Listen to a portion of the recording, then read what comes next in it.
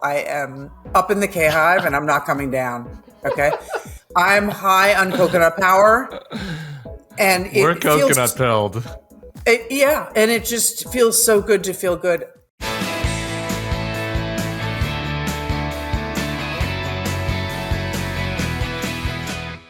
Hello and welcome to the Bulwark Podcast. I'm your host, Tim Miller, and my guest today, well, actually, let's just take a listen to my guest from early 2023.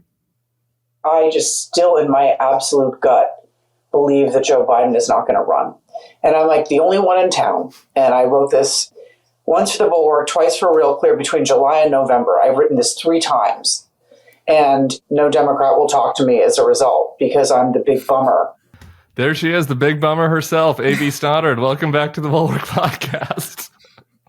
It's great to be with you, Tim. I actually, I did believe that Biden was going to step aside. I always believed. So I was wrong about that. I always believed that he knew that he had to. But in honor of him today, it's too humid to fight with a blow dryer. So I didn't give you guys a hairdo today, but I think you're looking wonderful. To honor the valedictorian, I have my Pennsylvania for Biden from 2020 shirt that my husband earned as a volunteer on Election Day 2020. And I am full of conflicted feelings about this whole thing. Yeah, let's hash out the conflicted feelings. I am a Joe Biden fan. Yeah, let's hash those out. But let's just really quick read one more A.B. Stoddard, just in case people are like, man, A.B.'s so negative. She's so down. Just next time you have that feeling, something to think about. Here's A.B. July of 2022. President Joe Biden cannot run for a second term in 2024. While he may not know this yet, he will soon. And the sooner the president reckons with this and admits it, the better off his party and the country will be, according to 4 people who regularly talk to Biden, all of whom asked for anonymity to discuss internal campaign matters. It is virtually inconceivable that he will run for re-election in 2024 when he'd be the first octogenarian president. That was A.B. Stoddard again, July 2022. So the writing was here. It was on the wall. And I just think that that's important context when thinking about what we've been through the past month, that it wasn't really the 90 minutes in Atlanta. Yeah, and I think that what's so interesting, we've talked about this, I have, about the Republicans' narrative that this is a coup and that the elites, the voters are the ones who told us 2 years ago that they had that they found his age disqualifying. And that was before he melted down on television. And I thought it was unfair, but they did not like the way he walked or talked. Yeah. And they had decided it was over. And that's a message to anyone, trying to keep up a career where they hope it ends up in politics, where they hope they end up in the White House. That I think we don't know if Trump makes it, past the finish line, but Biden was too old 2 years ago for this electorate. Yeah. And I think that the response to Kamala Harris from young people, the polling we saw in 22, 23, and 24 was all consistent. And it was, again, I really believed that Joe Biden knew that he had a shelf life and that he shouldn't dare to do that he was our oldest ever president, and that the polling was telling him, the truth. And the fact that the team ignored it is, they took an enormous risk. Yeah, it is worth noting that now Donald Trump is the oldest presidential candidate in history, and that he will be older than Joe Biden is today if he is to win again. So I think that's going to be an important contrast for voters. I want your thoughts on last night. I just want to. I'm putting my cards on the table. I'm a little angry still at the president. My husband told me to chill out. Many of the readers, there's an entire Reddit thread that's angry at me for being angry at him. So that's where I'm at. You said you had conflicted feelings. What did you think about last night? Where are you at? A beautifully written, a hot mess delivery. He looked terrible. If he was trying to hang on after COVID to his candidacy, I can't imagine what it would feel like to watch him speak. I appreciated that he admitted that he was holding on from personal ambition and that he believed his leadership in the world and his record merited, another term. Mm-hmm. That's really what he was holding on to, right? He was holding on to the past, and he wasn't campaigning for the future the way that elections are supposed to be, positioning the electorate to the future. I did think it was, I teared up. He said, "I hope you know how grateful I am. I have covered Joe Biden and been a fan of Joe Biden for a long time. I liked Joe Biden when he was like an irascible, like blowhard. And he was full of vigor. And I liked the humble and increasingly sort of vulnerable older man who I think was a great president. I did not want him to run. And, for the last 2 years, I didn't want him to run. I think that Joe Biden's life has been defined by two things, Tim: fighting to be taken seriously and fighting to get over heartache. Yeah. And that has been the two consistent themes. And he just has my respect. I mean, I just find him a fascinating human being. And I've always had a lot of empathy for him. And I'm attracted to his grit and his kindness. And he made mistakes because humans do. And he wouldn't step down after that debate. And that was foolish. Yeah. And what's interesting about this argument about, Nancy Pelosi stepping in and how is it going to go and everything is that I do believe that family and Joe Biden would have eventually gotten to this place, but it could have gone on for 3 more weeks, which would have been devastating. Well, and this is where, before I get to the complaint, I will say this. I also respect Joe Biden. I've been moved by many of his eulogies. He's one of our great eulogists in American life. I was never a fan of his, though. Use that word. To me, Joe Biden was the tool to defeat Donald Trump. And I think that I think that some folks that are mad at me for being mad at him are misunderstanding the core of my anger, which is my whole reason for existing, the whole reason you're listening to me right now is because I fucking hate Donald Trump so much. And I want to beat Donald Trump so badly. And I might have made mistakes in my career before Donald Trump showed up. But from the moment he came down that escalator, I've been maniacally focused on stopping him.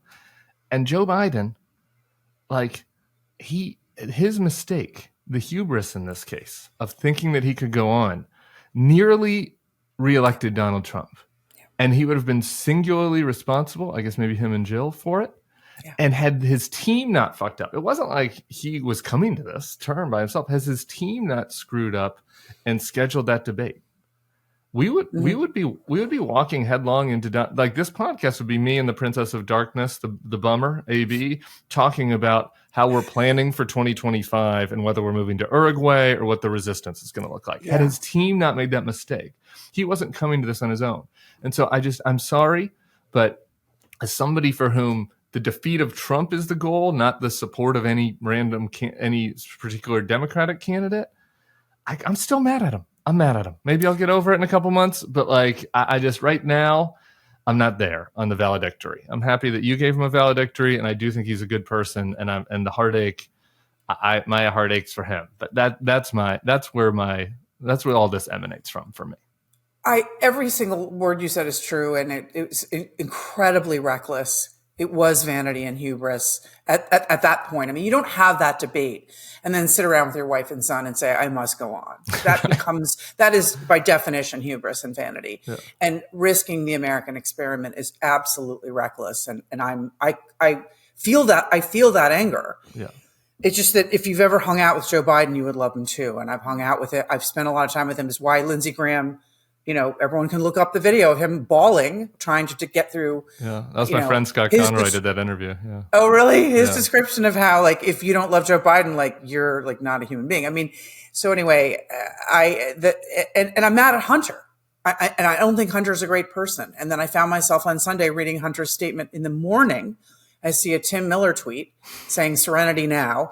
Yeah. That was the nadir. Sunday morning, we had Hunter coming into his agency and his expression and his power. And his father was so happy that finally Hunter had become some political guru or something. And the father and the son and the not going back, baby. We're not going back. You're triggering me. We're not going back. We're going forward. I literally, the bumper sticker of this year was like, not day drinking yet. Like Sunday morning was so bad for me. And then I still found myself crying when I read Hunter's statement on Sunday afternoon, because it described the guy who calls anybody when they're in pain. And that's just a special person. It's like our love for John McCain, Tim. Yeah. He wasn't perfect. True. And this was a very dangerous end, though, to this arc in Biden's story. Very, very, very dangerous. I thought that was very nice. Thank you, AB. I'm glad I almost didn't do this because it was like, I don't know. Do we need to revisit this? We're not going back, but I'm glad I did because I think you gave me some important perspective there. Let's talk about the Speaker Emeritus' role in all this. You have a piece out about Nancy Pelosi. Man, this is like a legacy enhancer. For Nancy, I mean, that's an understatement. I mean, I think it's the biggest chapter of her career. And what's so fascinating, the irony of 2024, there are thousands of crazy moments, but her memoir that she wrote is coming out on August 6th, less than 2 weeks from now. So this won't be in it. The Art of Power. Wow. And she has the magic touch for so many reasons that I describe. And I won't go into it, but basically she's amassed power through persuasion, and she's able to use it because she uses it, in a deft way. She does not rule with an iron fist. She knows when to deploy it. When she does, people follow her. You remember John Boehner saying, if you're a leader with no followers, you're just a man taking a walk. The reason that Nancy Pelosi succeeds in the moments when she makes people jump off cliffs is because they trust her, and she's kept them at the table, and they've always felt heard. And she had this feeling, a relationship with Joe Biden, a past with Joe Biden, but she had this touch where she knew that she had to go gently with him or he wouldn't take the phone call in these 3 weeks. And he did. Praise the Lord. And she was the one who kept pushing new polling and new data while he was, grieving and grumbling and groaning over his anger towards Barack Obama, right? So the bunker got thicker and smaller, and he was shutting people out. And, all praise be to Nancy Pelosi, who managed to keep a line in there. How about the gap also? Oh, go ahead. Sorry.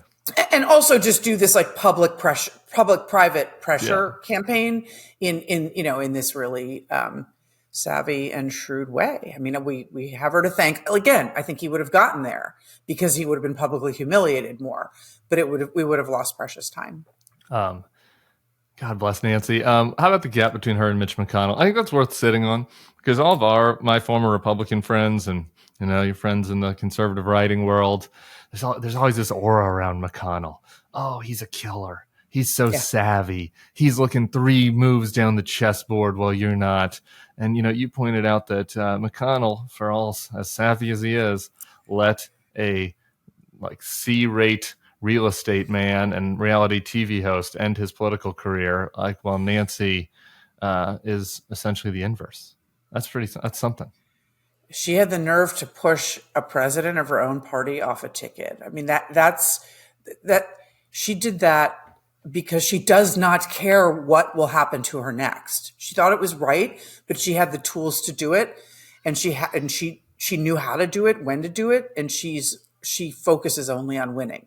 Now, for years, I too, like your friends on the right, really thought McConnell was a badass, and they have a lot in common.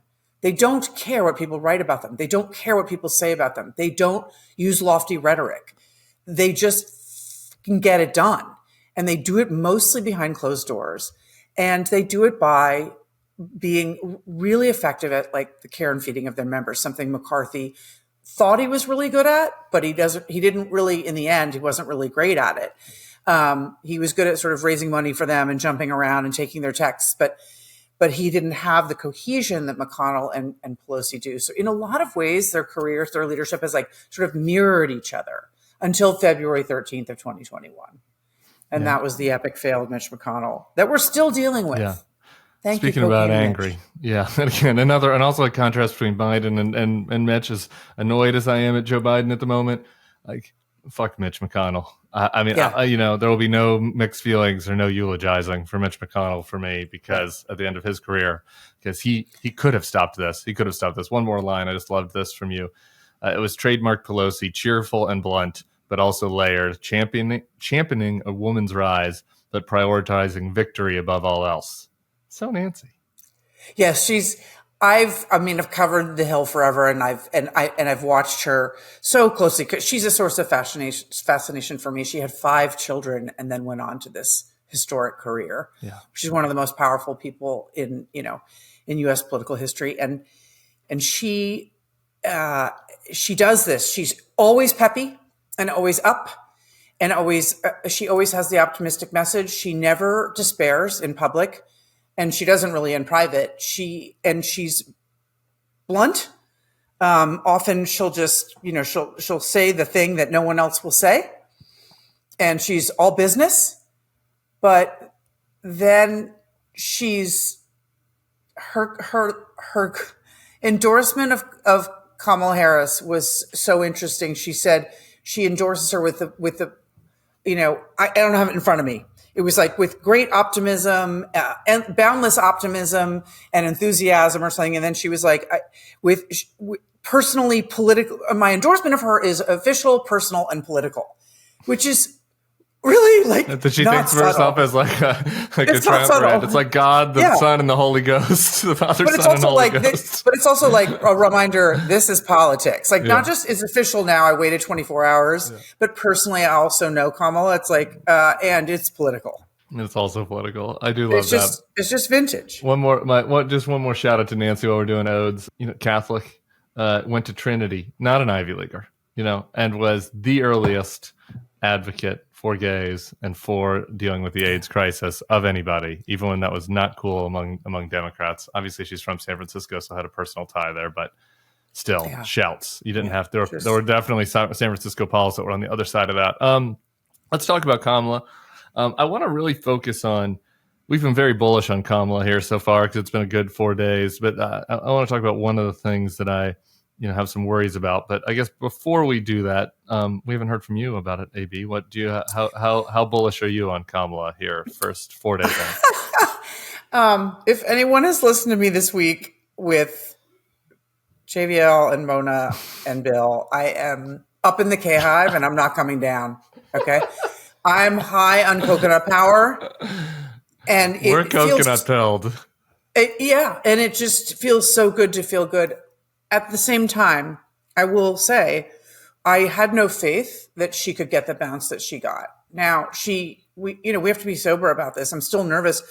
Emerson has a new poll today. She's tied with Trump in Wisconsin, but down on every other swing state. She has work to do. We don't know if she can win, but we have a chance. And the response from young people and non-white voters was staggering to me. I did not expect it. And I am so relieved and excited that she has gotten that response from volunteer signups and dollars and new voter registration. I agree. She's exceeded my expectations. I do think the Georgia numbers are interesting. Already seeing a little closing there, and so that's good. And she's still down, but again, we talked this a little bit on the next level where it's like.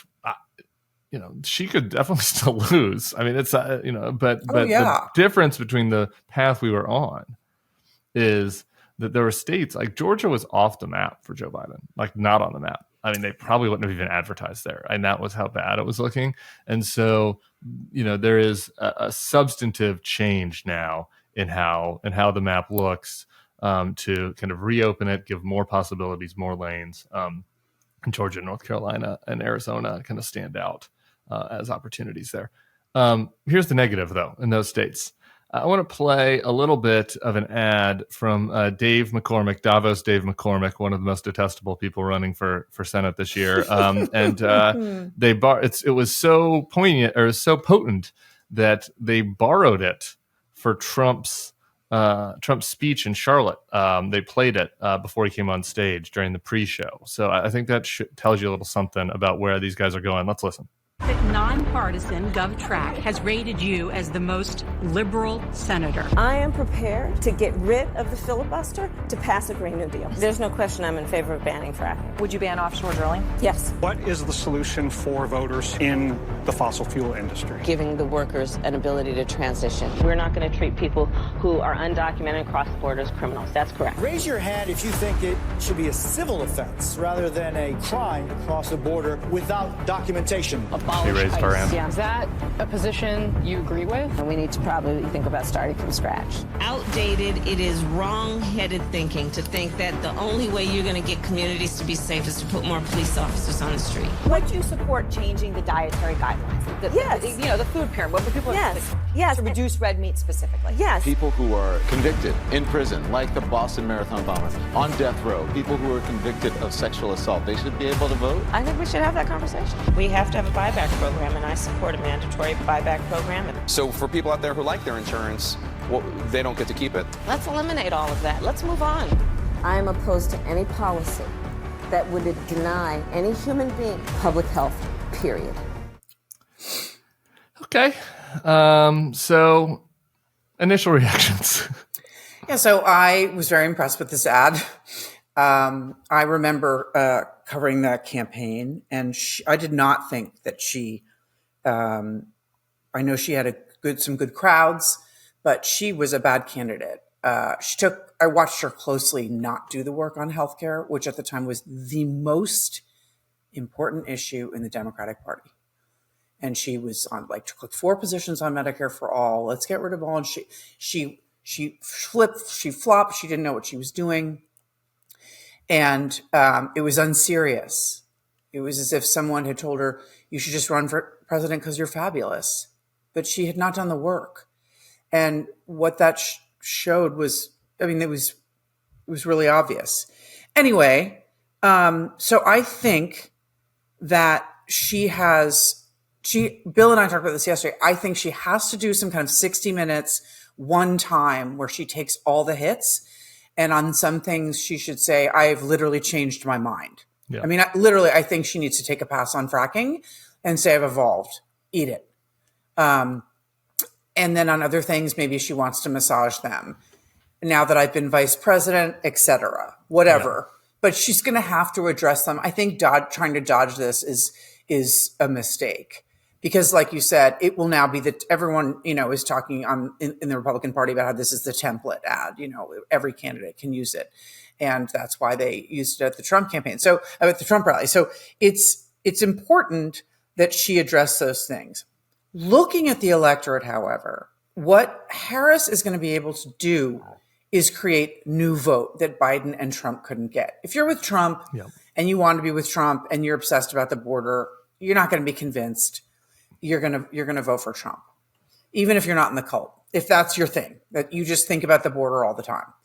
If you were the person who said, I really don't want to vote for Donald Trump, but I can't vote for someone who looks like his staff is running the country, then you are going to listen to Kamala Harris and you are going to consider voting for her. There's just different pockets of the electorate, right? When I talk about new vote, you think the young people that are sharing coconut memes and just signed up to vote on Monday to support Kamala Harris are going to care about anything in that ad? They don't even know what fracking is. Right. So while that bothers me for Pennsylvania and it concerns me, there is a pocket of voters I still want her to get. If she creates enough new vote among African Americans who are going to stand by, who are energized by her candidacy, and young voters who are like, wow, she looks like the future to me. Finally, someone's in charge. I don't want Trump or Biden. It's a different math. So I don't know where those numbers are going to go, right? Yeah. And you talked about this with Ron Brownstein. We were persuading people to vote for Joe Biden. She has to do some persuasion, but she's also going to be able to do mobilization. Yeah. And that's where we have to hang our hope. Yeah. I agree with all that.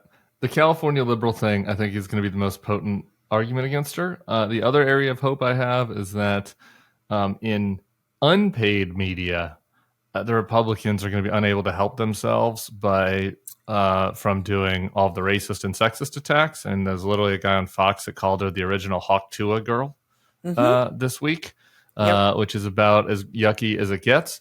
And so that might overshadow the California liberal hit in kind of the conversation and the narrative on social, on podcasts, on right. So I think that is some, like, I think that these hits would be very damning for her in a Georgia Senate race when all of the information you're getting about the race is from ads.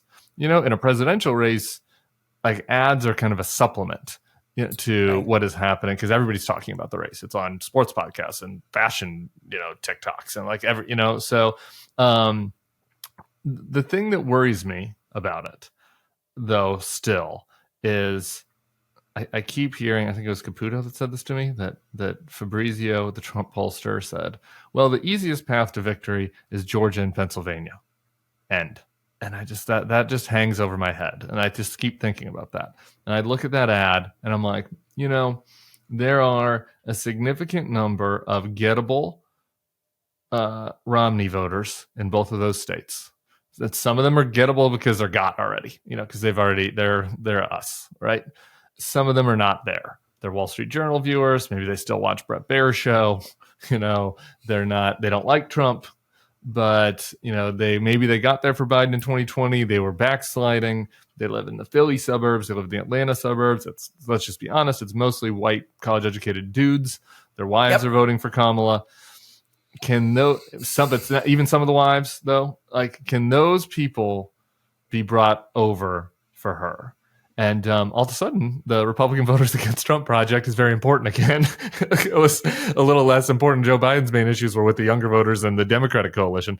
And I think that can be a potent ad in that world. And I think that to your point, I think that she's going to have to change her view on some things and have to pretty aggressively rebut a couple of those things. Not be so defensive, not whatever, not obsess over it, but kind of reposition herself as, she's been vice president for 4 years in the Biden administration, and she's, kind of evolved some views. I think that she's going to have to do that.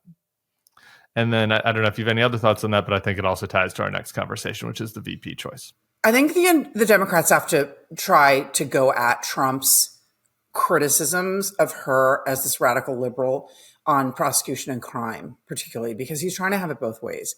He's both saying that she didn't want the death penalty for vicious murderers or something, and trying to also target African-American men and say that she was, trying to imprison them for marijuana or truancy. So, I saw some videos going out there about how she was tough on truancy, and I was like, please run those ads. Can you guys just run an ad of attacking her for being too tough on truancy in Wisconsin? That might be a winner, I think. I think that I think Democrats have to go at that. Maybe not her, but whatever, online, whatever surrogates. The wonderful thing that I didn't even realize was that people were crawling out of the woodwork, like electeds you've never heard of, to go on TV and promote her candidacy because they were afraid they were going to get asked about Joe Biden's age, like senators, like people that you've never seen before on TV or said. So there are other messengers who can carry other messages about things like that. And then you can always target online different, voting sectors. So I think that you have to be savvy about it. But I do think a big interview where she takes the questions about her 2019 positions and sort of softens or massages and then moves on from some of them is probably in order. All right, let's move on to some Veep talk. It's funny. I've had kind of there's this fascinating phenomenon about identity that I've been noticing during this Veep talk where, the Black woman in Sarah's focus groups and one of my aunts was a Black woman had texted worried about Kamala, because they're like worried that I don't know how she's going to be received. I've been pumping Josh Shapiro and producer Katie and some other people who are Jewish. Been like, are we sure right now? People are kind of mad about Jews. Other people are pumping Pete, and like I was saying I was coming around to Pete last night. My husband's like, are we sure the people are ready for a gay? So it's like something about when you live the identity, you see the microaggressions or sometimes macroaggressions more clearly, maybe, or maybe you're just more sensitive to them. I don't know, but what's your kind of take on all that? Does she just need a good Christian white, or do you think that's not white man, or is that not as important as people are making it out to be? I think it's important.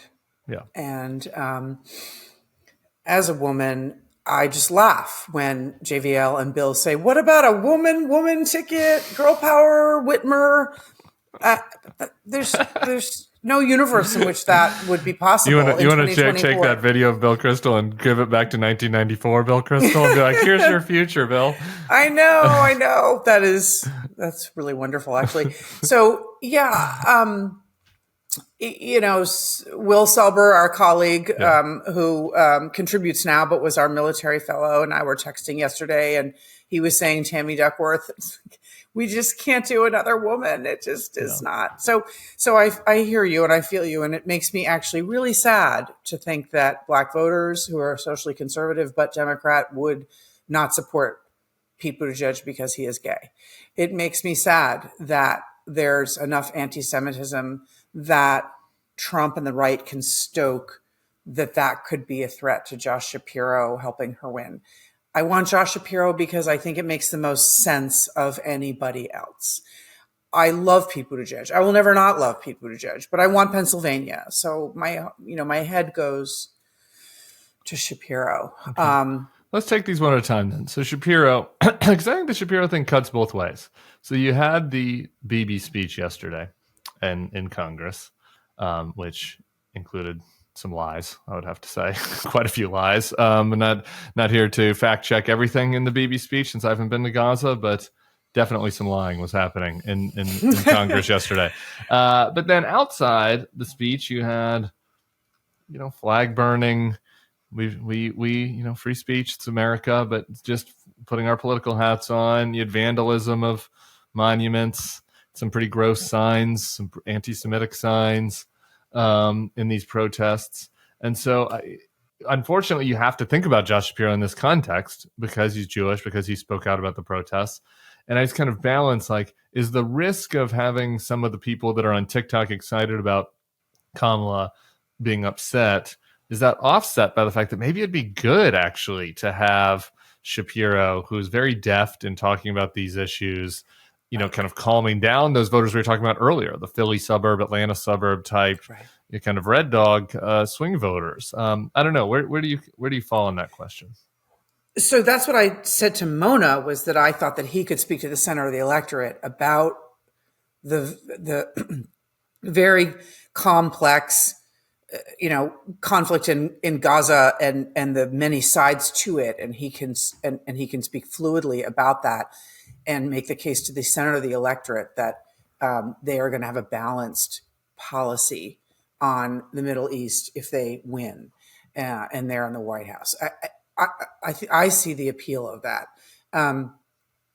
I really, Bibi aside, what happened at Union Station, the protests were pushed back from the Capitol when he was there. So the closest they could get was the train station.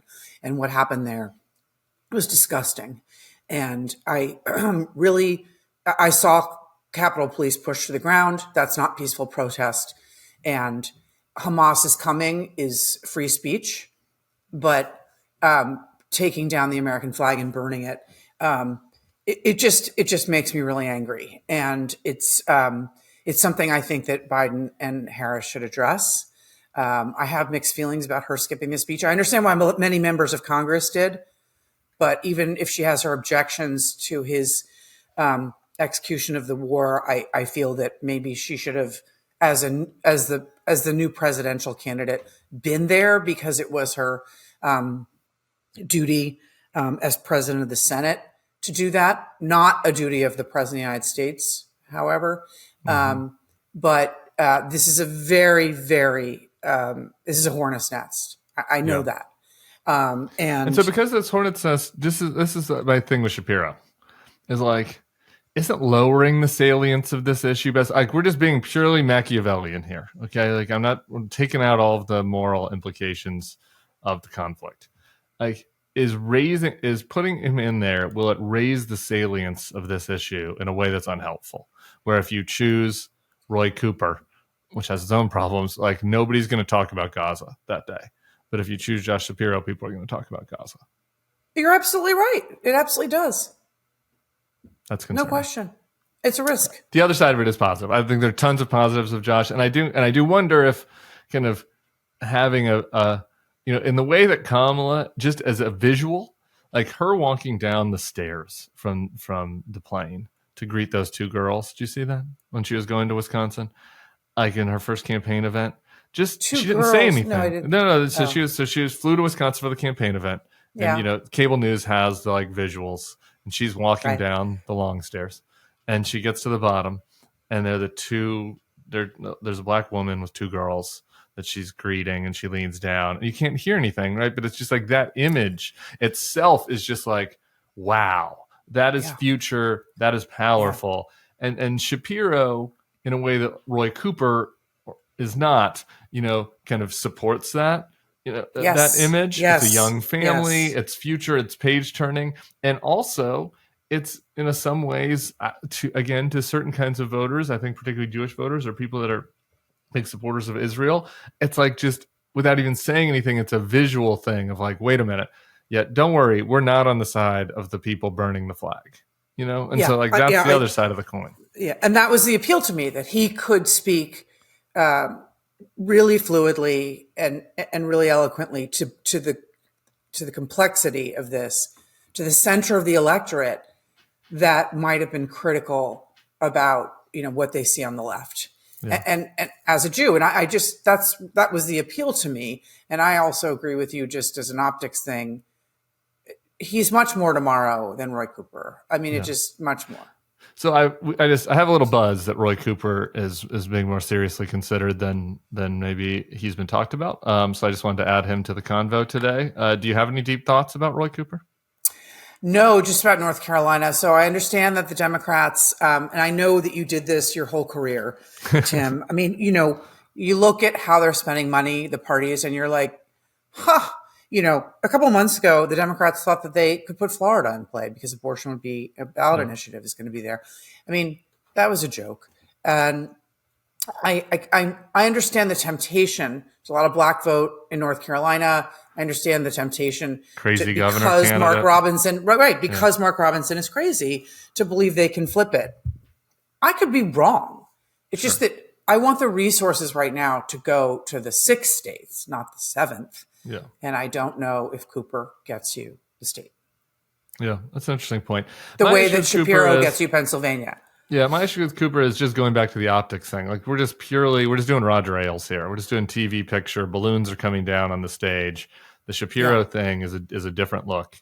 Roy Cooper's like, now you got Foghorn Leghorn on stage, and maybe that optic is also good to some people in Georgia, right? That it's like, oh wait, okay, I don't need to be so scared about Kamala because I got Foghorn Leghorn next to him. I don't know, but I think probably not. All right, let's just do Pete really quick because I feel like I've been dismissive of Pete, and I'm like coming back around. I think I'm wrong, but I'm coming back around just because it's like, okay. If there's nobody that's perfect, right?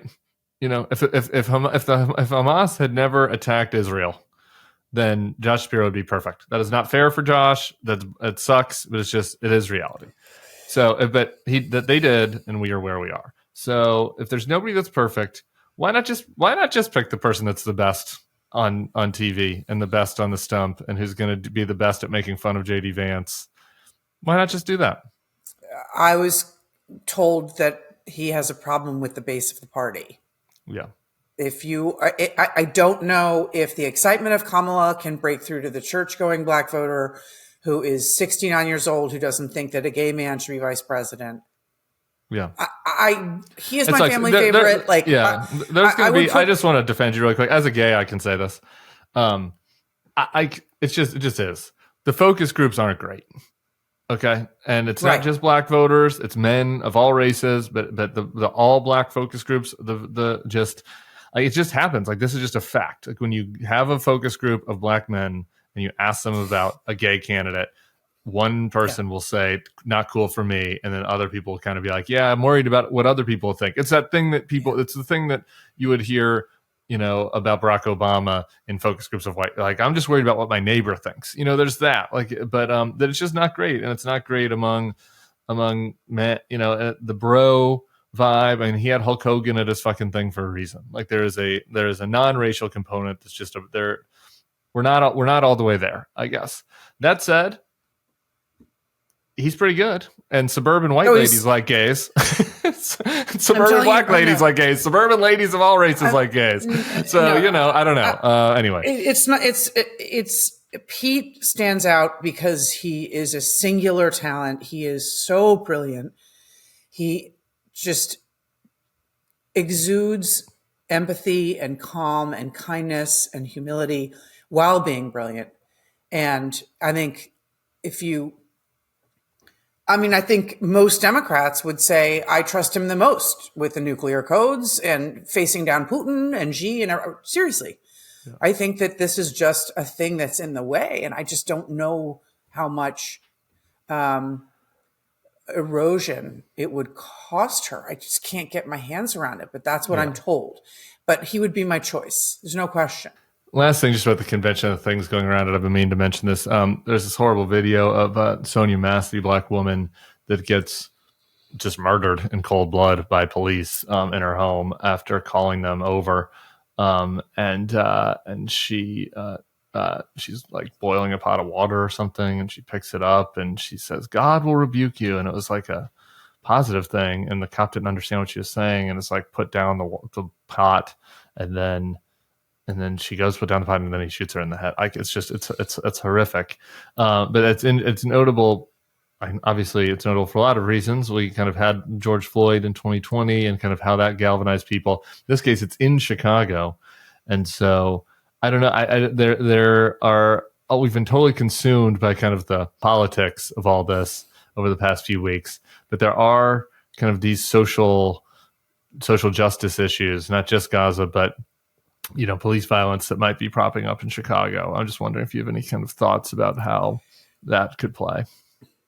It's really upsetting to me. I know we're in a huge news tornado, and I know that who is potentially going to be president of the United States is a worldwide, priority.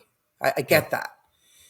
But I'm really horrified that I just stumbled upon that in a CNN segment. And it hasn't been, not a lot of people know about it, and it hasn't been covered a lot. And I did not see a video, but I heard the body cam recording. And he literally says afterwards, like, I'm not going to let someone like throw boiling water at me. I mean, something to that effect. He's had like six jobs in law enforcement. He's all the way across the kitchen. Like, I watched the video. He's like all the way across the kitchen. She couldn't have thrown the boiling water on him. It's really, it's just really just horrifying. And I really hope that someone brings it to light soon, and they should not wait to the convention, to have Ben Crumb or someone come talk about it. I mean, they need, this should be highlighted as soon as possible. It's just absolutely horrifying. Yeah, sick. Okay. Last thing, Donald Trump, as I mentioned earlier, he had his first campaign event since Kamala was chosen. Before I get to what I wanted to talk about, he has a pretty lackadaisical schedule. I don't know. We did a lot of complaining about Joe Biden. He does nothing. I looked on his events. Here were his events this week. He had one rally yesterday. He's meeting with Bibi tomorrow. He has nothing on his calendar today. Maybe something will show up. He has one rally Saturday. He's been golfing every day. He did a golfing video with Bryson. I'm going to butcher his last name, DeChambeau, I think. And, DeChambeau. And I got to say, his stroke doesn't look that good for somebody that supposedly won the club championship. But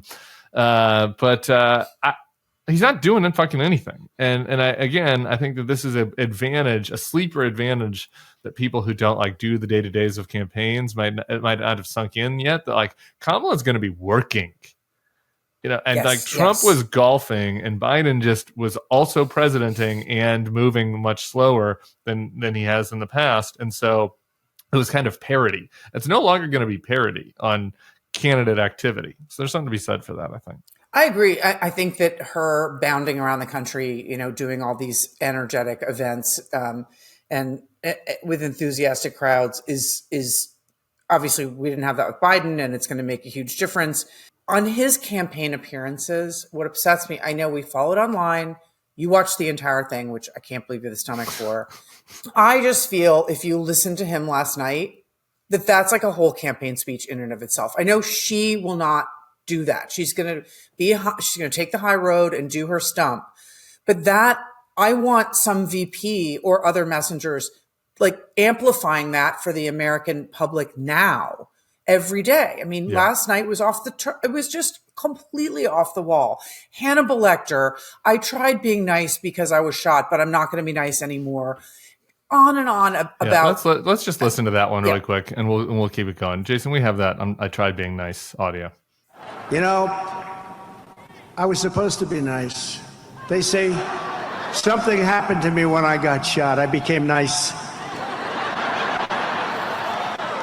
And when you're dealing with these people, they're very dangerous people. When you're dealing with them, you can't be too nice. You really can't be. So if you don't mind, I'm not going to be nice. Is that okay? They want me to be nice. Scott Jennings and Van Jones' hardest hit there after the big Unity takes. So anyway, continue. So they're very dangerous people, Tim, which is the kind of word that could inspire the wrong person. If you're calling Harris and her supporters dangerous people. And of course, Benny Johnson and Charlie Kirk both tweeted that exact clip because they were just brimming with pride that he was back to being a total dick.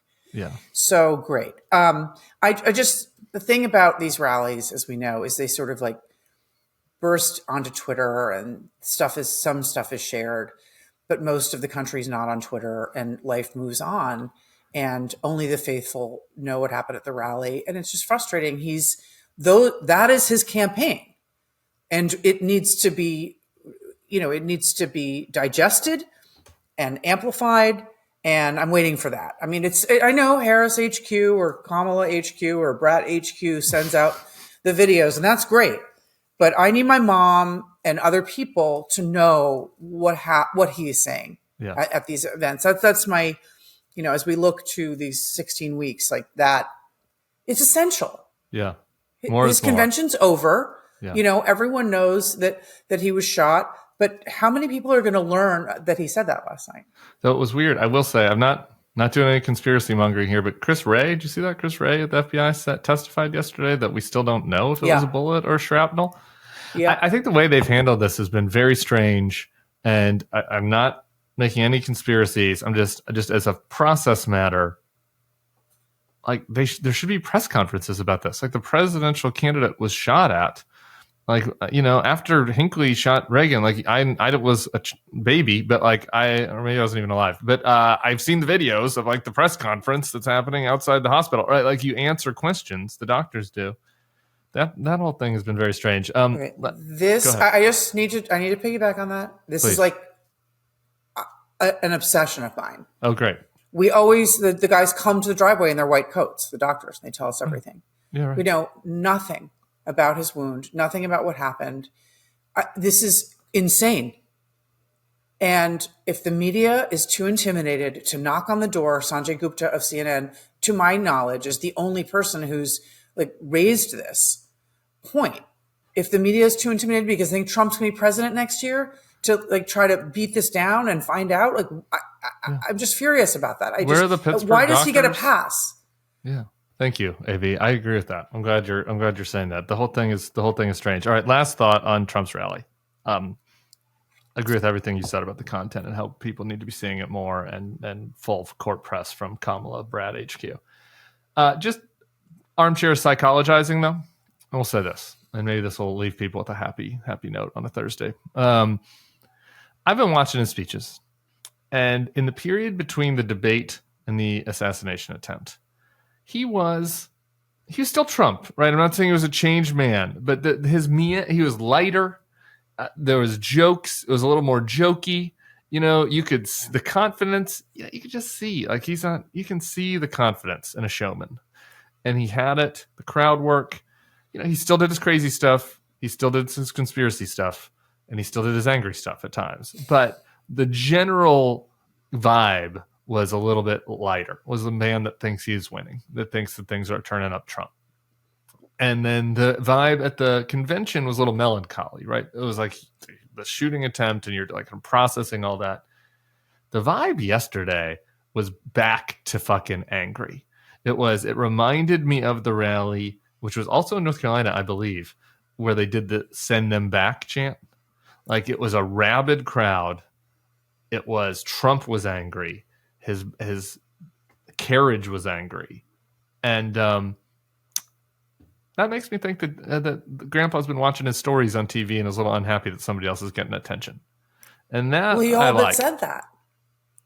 Yeah. He all but said that. He said she was the most unpopular. Now she's so beautiful. She's so magnificent. Oh, what happened?